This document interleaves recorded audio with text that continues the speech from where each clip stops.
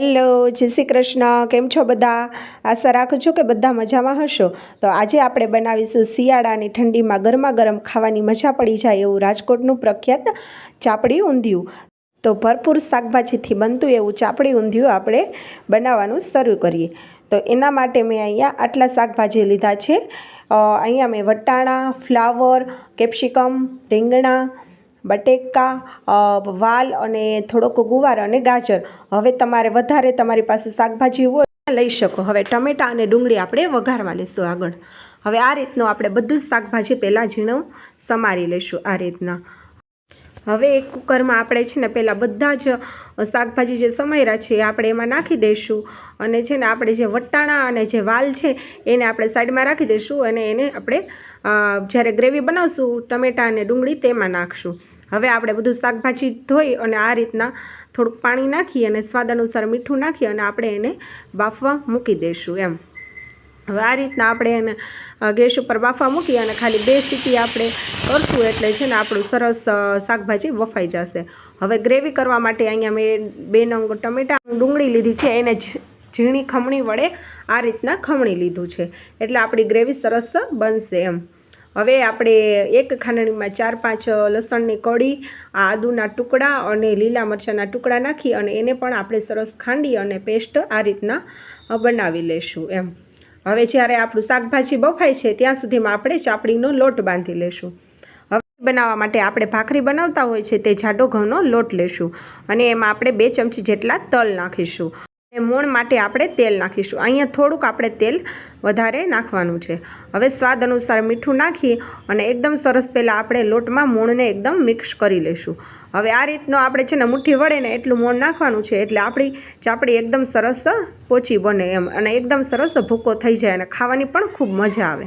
હવે આ રીતનો આપણે એકદમ સરસ ભાખરીનો લોટ બાંધીએ એનાથી પણ થોડોક વધારે કઠણ આપણે લોટ બાંધવાનો છે અને એકદમ સરસ મસળી લોટને અને આ રીતની આપણે પહેલાં ચાપડી બનાવી લઈશું. જેવી રીતના આપણે રોટલી બનાવવા માટે લુઓ બનાવીને એ રીતના આપણે આ રીતની બધી ચાપડી તૈયાર કરી લઈશું.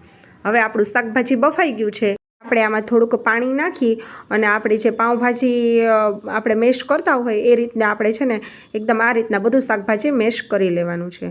હવે આપણે શાકનું વઘાર કરી લઈશું. હવે તો આપણે એક કડાઈમાં થોડુંક તેલ લઈ તેમાં જીરું, લાલ મરચું, તમાલપત્ર, થોડીક હિંગ નાખી આ ટમેટાં અને ડુંગળી નાખી દઈશું અને આદુ મરચાં લસણની આપણે એમાં પેસ્ટ નાખી દઈશું. હવે આપણે જે સાઈડમાં વટાણા અને વાલ રાખ્યા હતા તે એમાં નાખી દઈશું અને હળદર અને સ્વાદ અનુસાર મીઠું નાખી અને આપણે છે ને એકદમ સરસ મિક્સ કરી અને આપણે આને 5 મિનિટ માટે ચડવા દઈશું જેથી કરીને વટાણા અને વાલ છે ને એકદમ સરસ ચડી જાય અને છે ને આપણે ઊંધિયામાં ખાવામાં મજા આવે એમ. 5 મિનિટ પછી આપણે જોઈએ તો વટાણા અને વાલ એકદમ સરસ ચડી ગયા છે અને ડુંગળી ટમેટાં પણ સરસ ચડી ગયા છે એમ.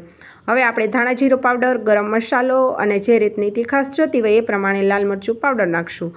હવે સેજ આપણે હલાવી અને મસાલા થોડાક આપણા સરસ આમાં મિક્સ થઈ જાય પછી આપણે જે શાકભાજીનું જે આપણે મેશ કરી અને આપણું બેટર રાખ્યું હતું એ આપણે એમાં નાખી દઈશું અને એકદમ સરસ આપણે મિક્સ કરી લઈશું. હવે જો તમને અહીંયા થોડુંક ઘાટું લાગતું હોય તો થોડુંક પાણી નાખી અને ખાલી હવે આપણે 2 મિનિટ માટે ઢાંકી અને એકદમ સરસ એને ઉકળવા દઈશું એમ. એટલે આપણો રસો એકદમ સરસ શાકનો ઘાટો થઈ જાય આ રીતના એમ. હવે આપણે એકદમ સરસ આપણું શાક તૈયાર થઈ ગયું છે તો છેલ્લે તમારે જે રીતની ખટાશ જોતી હોય એ રીતનું આપણે લીંબુ એમાં નીચોવી નાખશું અને એકદમ મિક્સ કરી અને ઉપરથી કોથમરી નાખી દઈશું. હવે આપણું સાઈડમાં તેલ ગરમ મૂક્યું હતું એ આપણું તેલ ગરમ થઈ ગયું છે તો હવે આપણે એમાં ચાપડી તળી લઈએ. હવે આપણે અહીંયા લો ટુ મીડિયમ ફ્લેમ પર આપણે છે ને એકદમ આવી રીતના બધી ચાપડી નાખી અને એકદમ સરસ આપણી ક્રિસ્પી અને ગોલ્ડન થાય ત્યાં સુધી આપણે આ રીતના તળી લઈશું. હવે તમે જોઈ શકો છો કે આપણી ચાપડી એકદમ સરસ ગોલ્ડન થઈ ગઈ છે અને તળાઈ ગઈ છે. હવે આપણે શાકને પ્લેટમાં સર્વ કરી લઈશું. હવે આ શાકમાં તમે જે આપણે ઓલા ઊંધિયામાં જે આપણે મૂઠિયા નાખતા હોય મેથીના એ પણ તમે નાખી શકો છો એમ. હવે સાથે આપણે ચાપડીને પણ સર્વ કરી લઈશું. આ રીતના બધી સરસ ક્રિસ્પી ચાપડી એને આપણે સર્વ કરશું. તૈયાર છે આપણું રાજકોટનું પ્રખ્યાત એવું ચાપડી ઊંધિયું. તો જો હું તમને અહીંયા એક ચાપડી તોડીને બતાવું તો આપણી ચાપડી એકદમ સરસ ઉપરથી ક્રિસ્પી અને અંદરથી એકદમ સરસ પોચી બની છે આ રીતના. હવે આપણે ચાપડી ઊંધિયુંને આ રીતના એકદમ પહેલાં ચાપડીને તોડી અને ભૂકો કરી અને ઉપરથી શાક નાખી અને એકદમ સરસ ચોળી અને આ રીતનું ખવાય છે. તમે પણ અત્યારે શિયાળામાં સરસ તાજા તાજા શાકભાજી આવે છે તો તમે પણ મારી આ રીતે કાઠિયાવાડી ચાપડી ઊંધિયું એકવાર જરૂરથી ટ્રાય કરજો. જો તમને મારા રેસીપીના વિડીયો ગમતા હોય તો વિડીયોને એક લાઇક અને ચેનલને સબસ્ક્રાઈબ જરૂરથી કરજો.